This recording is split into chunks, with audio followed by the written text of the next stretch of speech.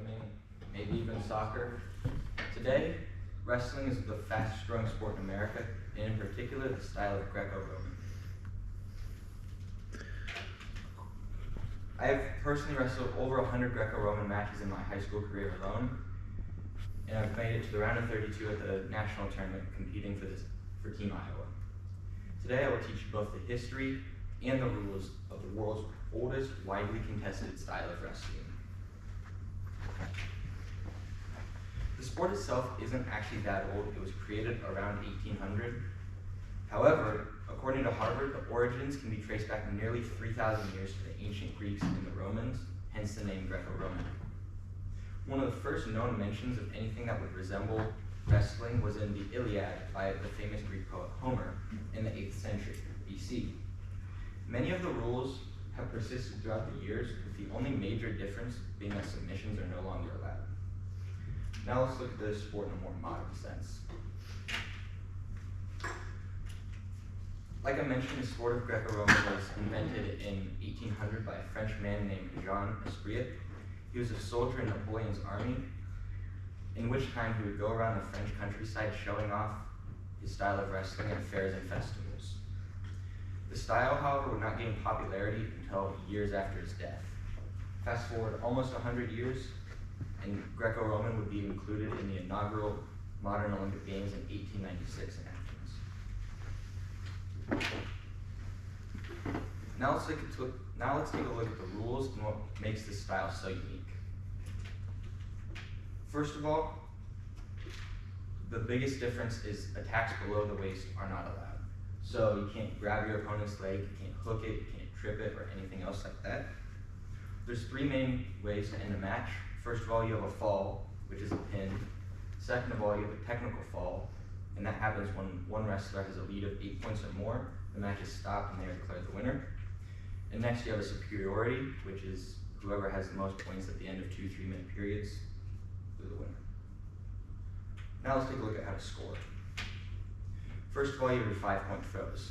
5-point throws are grand amplitude throws, and your opponent lands in danger or on their back. These are the most rare and spectacular to watch. Next, you have 4-point throws. This is when you take your opponent from their feet to a danger position, or you can throw them in a grand amplitude manner, but they don't land in danger. Also included in this are all lifts from parterre position, and parterre is a French term for mat wrestling. As you can see here on your right, I took this picture from the most recent World Championships just a couple weeks ago. We have an American wrestler, Ilya Hatsayev, in the red on the bottom, and he's wrestling an Azerbaijani. His Azerbaijani opponent is trying to pick him up and throw him backwards, and I believe in this sequence that is actually how it was scored. Next, you have your 2-point moves. Your 2-point moves are takedowns with no back exposure or anything else like that, as well as any turn from parterre position. As you can see here in the blue, American wrestler Zahid Valencia is doing what's called a gut wrench, and that's when you basically give your opponent a big hug on the mat, and you roll over to expose their back, and you get 2 points every time you do this, and you can chain them together to end a match really quickly. Next, let's take a look at the most notable wrestlers in history. First, we have Alexander Karelin. He's the undisputed GOAT of wrestling. He is a 3-time Olympic champion, a 9-time world champion, and a 12-time European champion. He compiled a senior level record of 887-2, in which time he went 13 years without losing a match and 6 years without getting scored on. Next, we have Mihai Lopez. He's the only 5-time Olympic champion in history, and he also has 5 world championships, which puts him only second to Karelin. Next, we have my 2 favorite wrestlers. First, we have Artur Alekseyev. He's from Armenia. He's an Olympic champion, and he has 2 silvers and a bronze to go along with it, most recently taking silver in Paris this year. He's also a 4-time world champion and a 7-time world champion, and he is considered one of the 10 greatest Greco-Roman wrestlers of all time.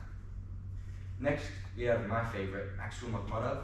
He's an Olympic runner-up, most recently taking bronze in Paris this year. He's also a 2-time world champion and a 3-time Asian champion. Since the very beginning, the sport of wrestling has been a staple of the Olympic Games, both modern and ancient. Today, I hope you learned something about, in my opinion, the greatest sport in the world. All right.